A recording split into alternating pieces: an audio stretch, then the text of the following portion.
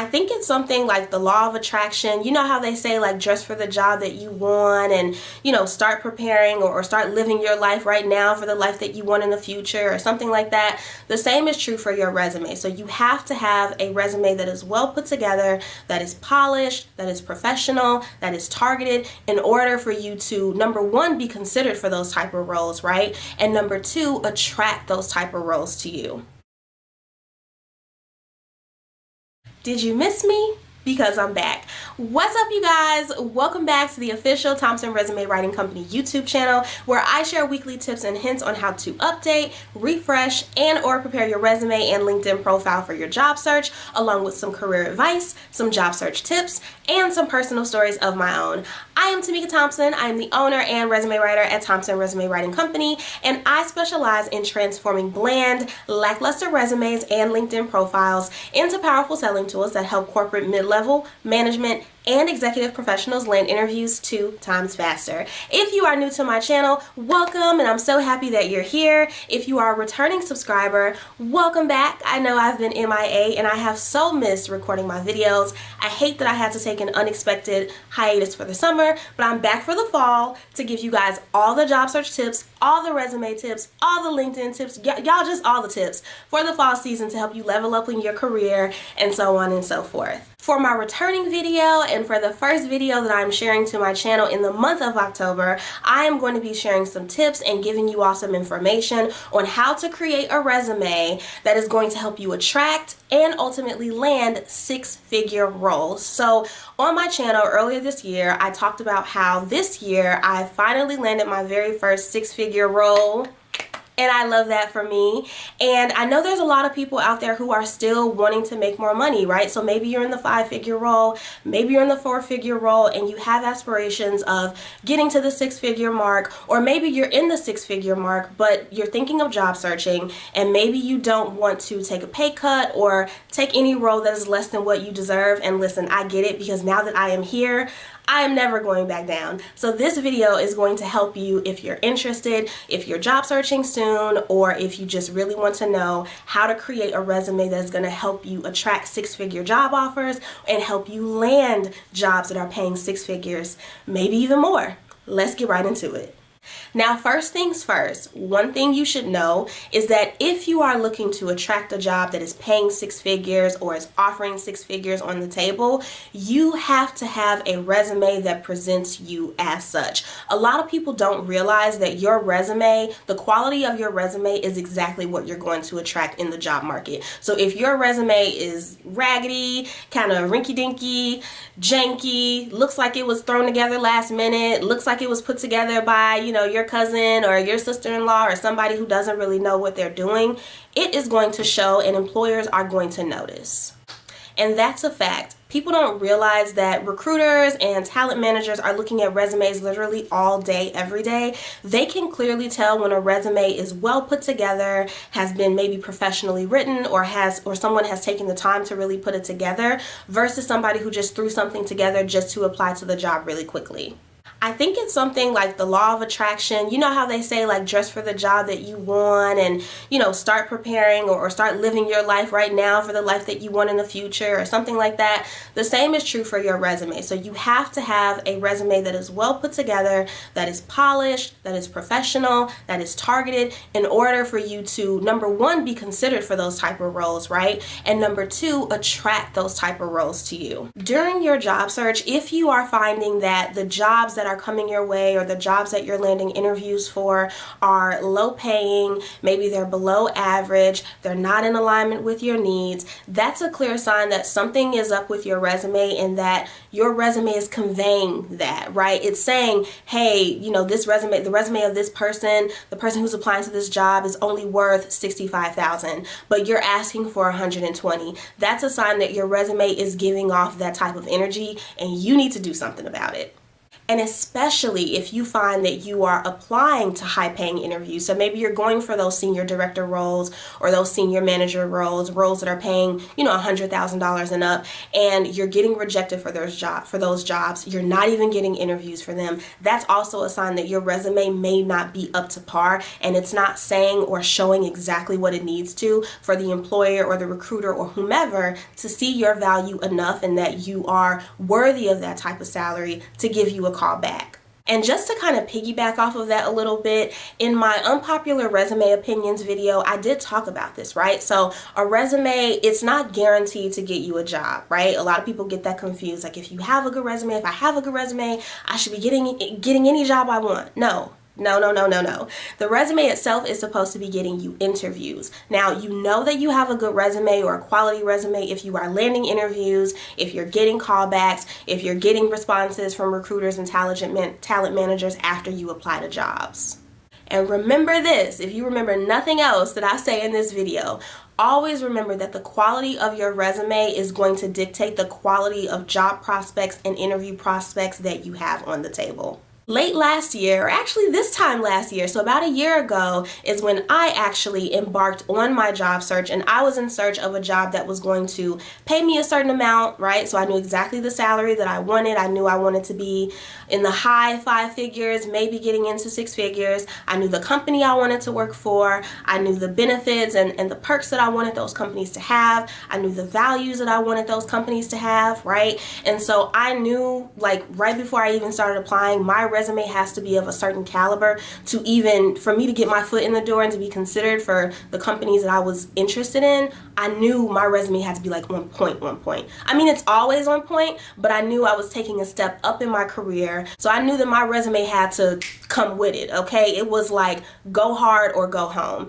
And your resume needs to be exactly the same thing if you're trying to land positions of that magnitude. And so now that I have landed my first 6-figure role with my resume, and I've helped a couple of my clients do the same, I figure, like, of course, why not make a YouTube video about it and share my secret sauce, my tips with you all. So here we go. Without further ado, here are some tips on how to create a 6-figure resume. The number one thing that your resume must have if you are seeking a 6-figure role is powerful, action-oriented language, right? So it's not about you saying what you've done and what you've succeeded and everything like that. It's the words that you use to describe it, right?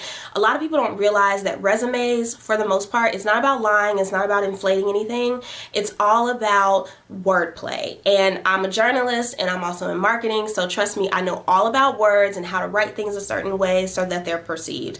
The words that you select and the words that you choose to describe how you've impacted the company, the things that you have succeeded at, the things that you've done, what you've accomplished, etc., all of that good stuff, it all boils down to the words that you use. And that doesn't mean that you have to use super fancy, over the top, extra terminology or terms or words to describe that, right? Some people get that confused. They think that they have to use these, super inflated words and put them in their resume, and sometimes they use them incorrectly in the sentence or in the statement, and then you come off looking silly. You don't need to go over the top with the words that you choose, but you do need to be selective and make sure that you're choosing the right word. If you have to look in the dictionary to try to find a word to describe what you've done, don't do it. If you have to Google the word before you put it down to make sure that you know what it means, don't do it. The words that you really want to use are verbs that are associated with taking leadership, taking charge, demonstrating the fact that you can take authority, the fact that you own something, things like that. So think words like masterminded, trailblazed, pioneered, overhauled, upended, introduced, sometimes investigated or delved into, decreased, maximized. What you want to do is stay away from words and terms that sound fluffy and don't convey anything. They don't say anything. They're words that are empty and don't have any context that you can add behind them. So words such as responsible for or dynamic, team player, strong work ethic, and my favorite one, which has been ridiculously overused, especially in the past couple of years, change agent and transformational leader. All of those are fluff terms. They are overused, and if you're not providing any information behind those statements to show how you demonstrated being a change agent or a transformational leader or what you were responsible for, it's empty. Like, it means nothing. And so you have this word there, but it doesn't have anything else that follows it. And so someone's going to read it and be like, okay, well, what did this person do? Or I was responsible for, generating 30 plus reports. Okay, but what was the outcome of those reports? Did you analyze them? Did you dissect them? What type of reports were they? Were they financial reports? Were they performance reports? Right? You see how it's lacking detail and it's just a word, but there's nothing else. And there's a much stronger word that you can use in its place, especially if you're tying it to something that has value. Another thing is that you also do not want to use words that describe your personality. I see this a lot. So charismatic, charming, hardworking, dependable, reliable, like all of these terms, and that's not necessarily a personality trait, but it's something that I see a lot, right? So I see a lot of people list themselves as dependable. Well, if you're an employee, it's already implied that you're probably dependable and you're more than likely reliable, right? There's this level of trust that you should be at your job on time every single day, and that you shouldn't be like lollygagging or ghosting or disappearing or anything like that. So that's already implied. So stay away from words that are like personality traits, things that describe your personality, and other terms that may describe something else but not necessarily what you've done. A final thing for this point is that every single bullet point on your resume should start with a verb. Using the right verb at the start of a statement will immediately draw the recruiter in, draw the person reading it in, like, oh, what did this person mastermind? What did this person control? What did this person, authorize? And using the right verbs too in your professional summary can also be a great way to kick off the start of the document and immediately capture somebody's attention, whoever is reading it, whether it's a recruiter, a talent manager, or somebody else who may be considering you for something other than like a job. So maybe it's a speaking engagement, maybe it's a feature, maybe it's a podcast. How you started and the words that you're using is ultimately going to convey you. Number 2 on this list is quantifiable outcomes and results. So I talked about this in a previous video. It is not enough. It's not enough. It gives absolutely nothing for you to share what you've done if you don't have a number and an outcome or a result to back it up, right? So what's the point in saying that you were in charge of sending out 500 emails? Well, it's important because those 500 emails generated $1.2 million in revenue, and that increased overall company revenue year over year by 2%, right? So you have to share what you've done, and in addition to that, share why it matters. What was the result of that? What was the outcome of what you did? Did it increase something? Did it boost something? Did it make something better? Did it decrease something? Did it minimize something, right? So you have to add that additional context to make that statement just ultimately come together.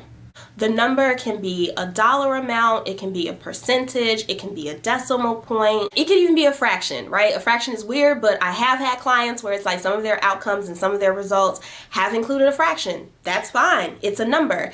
Anything that shows a measured outcome, a measured result, a quantifiable outcome result that's associated with a number or a figure. Because it's one thing to say, hey, I managed a budget. I was in charge of the annual budget. Well, what was the amount of the budget? Well, it was $36 million.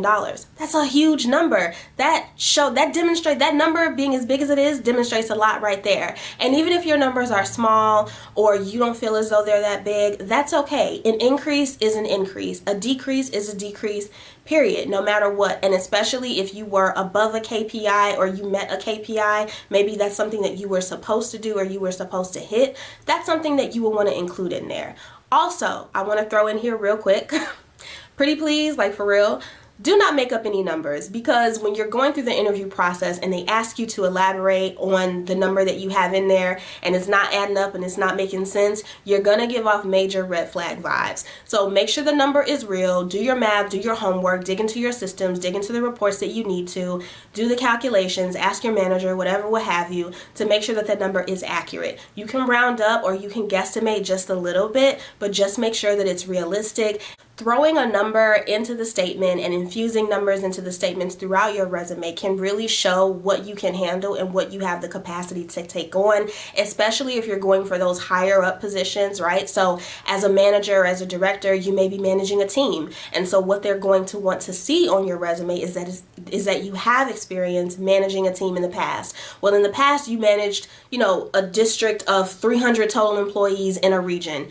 That's awesome. They may be looking for somebody who can only manage 200, but now that you have that number on there, you've proven that you can go above and beyond that you can handle more than that. And having that number on there shows that you are able to deliver measured outcomes. So we always know, or we all know, that in the interviewing process, recruiters and talent managers, and sometimes even the hiring managers themselves, don't always share exactly what they need. But secretly, they're like, hey, I need somebody who can boost my email results, my email open rates. I need somebody who's really going to come in and get our costs down. I need somebody who's really going to be better at managing this budget. And if you have that on your resume, you're already impressing them, because they can see, hey, this person has been in their current role or past role, and they have experience doing just that. They've cut expenses by 20%. They have, managed a team of 50 people or more, right? So you never know what they're looking for, what they need help with, what they would like to see improved or done. And if you're putting that information on your resume and you're giving them that information ahead of time, you're automatically showing them, not only am I qualified and I can do the job, but I can go above and beyond by significantly impacting your department, your team, or your organization as a whole, which is like such a flex. There are many things that you can quantify on your resume, but here are some examples for you, just a few. So number one is team members. So if you're a manager, if you're a supervisor, if you are a director, how many people are under your leadership? How many people are you managing on any given day? Number two is money. So if you are managing a budget, managing expenses, tracking expenses, anything to do with any type of money, and it's a significant figure especially, you want to make sure that you include that. Another example is the number of clients or the number of customers that you may serve. So if you are, let's say you're a client services director, what is your portfolio of clients? How many clients are you managing, or are you helping your team members manage? Is it 50, high profile clients, 50 clients that are grossing, over 7 figures a year for the company? Is it just 30? Is it a daily number? Is it a number that you can just put together and have it be one collective figure? And if you can, try to include a number in every single statement on your resume. Some people think that it's overkill, but again, we're going for 6-figure jobs, right? We're going for $100,000 and up. And if numbers is what they want to see, then you want to make sure you have numbers all up and through there, okay? Just throw some numbers on it. But for real, if you can, have numbers in every single statement. Some people think that it may be too much or that it's overkill, but no, if you have value, if you have impact, if you've improved something, decreased something else, introduced something else, minimized something else, put all of that on there. Like, duh. The third thing that your 6-figure attracting resume must have is that it must be specific and that it must have detail. I cannot tell you guys how many resumes I have reviewed, and by the end of the resume, I'm so confused on what this person actually does, has done. It's not clear. It's up in the air. It's like, okay, wait, but what did you do though? You need to make it crystal clear and be as detailed as humanly possible so that there is no gray area. So this way, if a recruiter is reading it, they're not confused. They don't have any questions. Because I mean, if a recruiter is confused by reading your resume, there is a chance that they may not reach out to you, right? Because they don't understand this, or they don't get what it is that you do. They don't get it. And so if they don't get it, it's not clicking. They may say, oh, well, I may or may not know that this person has exactly what I need, right? So be specific, be detailed with the information that you're putting on your resume. An example of being specific is if you say that you oversee operations. Okay, well, what type of operations? Is it line operations? Is it production operations? Is it customer service operations? Is it, I don't know, money operations? Like, adding information or adding terms that provide detail into what you do, and so it's not as vague, makes a big difference. Another example, I see a lot of people say that, oh, I'm a manager. Okay, well, a manager of what? What do you manage? Again, is it a team? Is it operations? Is it analytics? Is it, escalation tickets or problems? Like, what exactly do you manage? Think, what am I in charge of? How do I contribute to the company's success?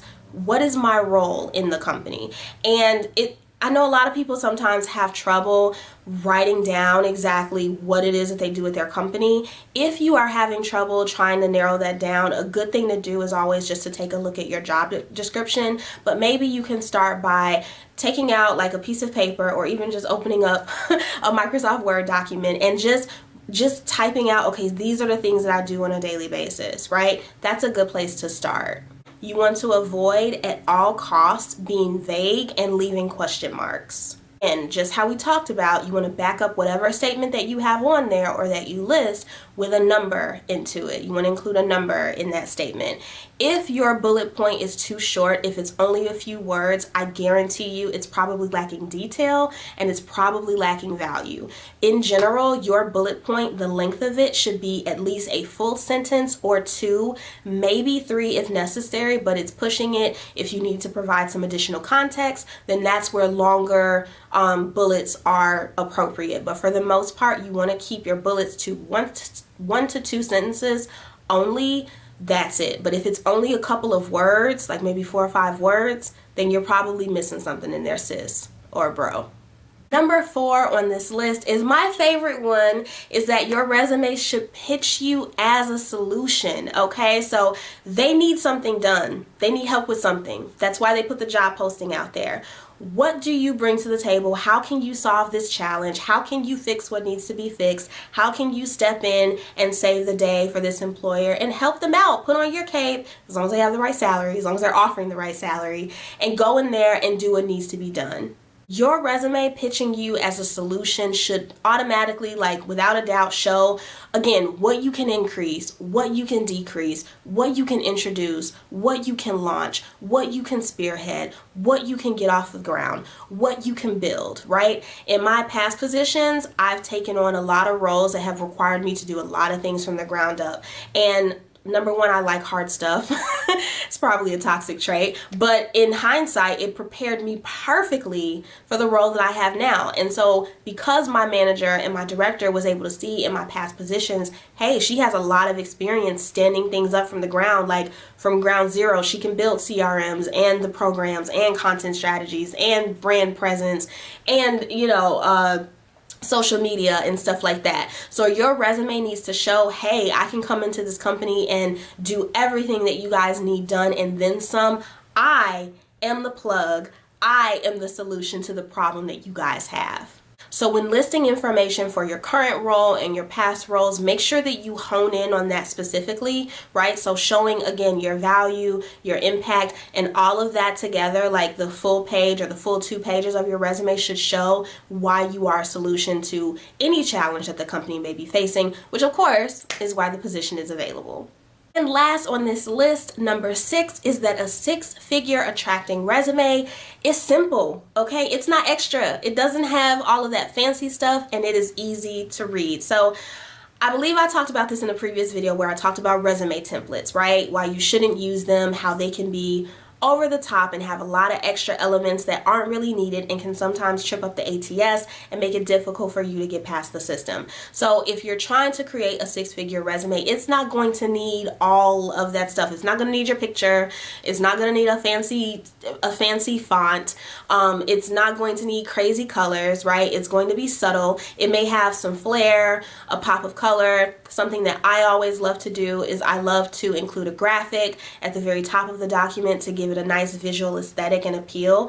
I do include some color in there. It's not an all black and white, but it's not over the top either, right? Like there's no unicorns on it. It's not all in rainbows, or it doesn't have sunflowers on it or pretty pictures or anything like that. It's plain and simple, but it gets to the point. It has a little bit of a flair. It's professional, it's polished, and most importantly, it reads well. Also, you want to stay away from chunky, really big paragraphs. Oh my gosh, I can't believe I still see this in 2022, but I still see a lot of resumes that will have just like chunks of paragraphs, y'all. Like I'm talking like it looks like a story out of a novel. That's what you don't want. 6-figure attracting resumes are going to have 1 to 2 sentence 2-sentence bullet points, and that's it. It's not going to have a long-winded paragraph. It's not going to have job descriptions that just go on and on and on and on. No, it's going to have that value. It's going to have a number. It's going to be specific. It's going to have that detail. It's going to pitch that person in 1 to 2 sentences, and that is it.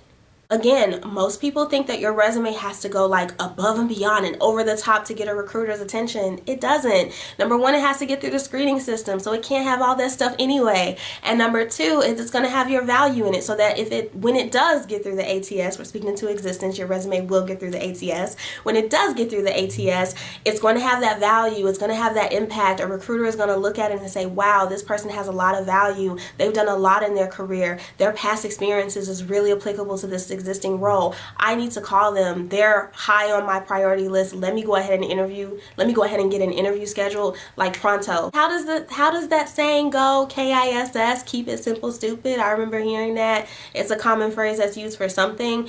Apply that to writing your resume. Keep it simple. Not calling you stupid. I'm gonna call you sis or sir. Keep it simple, sis or sir, with your resume. Don't go over the top. Don't go overboard with crazy colors, with super fancy templates. You're only gonna be doing yourself a disservice, and you never know. It may actually make you look unprofessional, and that is what we don't want. So now, with those tips, those 6 tips that I just gave you, you can now go and create your 6-figure attracting resume, because I want that for you, okay? If you haven't had a 6-figure role yet, I promise you they are out there. It's all about positioning your resume, maybe your LinkedIn profile as well, maybe tweaking your job search to get those type of offers your way. If you haven't gotten it yet, I want that for you like so bad. If you used to make 6 figures, but now you make less and you want to get back up there, I hope that this video was helpful. If you currently make 6 figures, and like I said at the beginning of the video, maybe you're currently making 6 figures, but you don't want to take a pay cut in your next position, this is how you are going to craft your resume so that you do not have to take that pay cut. Because we don't do pay cuts. I know I don't. Some people may, and that's, you know, that's your business. But I know me and some other people who are like me, we don't do pay cuts. Not at all. So I hope that you found this video helpful. Is there anything on this list that surprised you or that really helped you in particular? Go ahead and comment below and let me know. If you enjoyed watching this video, as always, go ahead and give me a thumbs up. Go ahead and hit the like button below. If you like, you can always reach out to me via my personal email address at hello@thompsonresumes.com. I am officially accepting clients for the month of October and the rest of the year. Feel free to also visit my website at www.thompsonresumes.com. If you want to continue to keep up with me, you can go ahead and subscribe to my email newsletter list. The link is below, as well as subscribing to my other social channels. You can follow me or connect with me on LinkedIn, and you can also follow me on Instagram. I have the links to those in the description box below, so that you can go ahead and click them and keep up with me, and we can stay connected so that you can keep getting these tips. And finally, if you are not subscribed to my channel, what are you waiting for? Well, you might have been waiting for me to post a video, because again, I've been gone for a couple of months, but I'm back. So go ahead and hit that subscribe button below so that you can join my growing community. Thank you guys so much for watching. It feels so good to be back. I can't wait for you all to see the rest of the content that I have planned for the rest of the month. I hope that you continue to stay in tune with my uploads so that you can get all of this knowledge. I will see you all in the next video next week. Bye, you guys.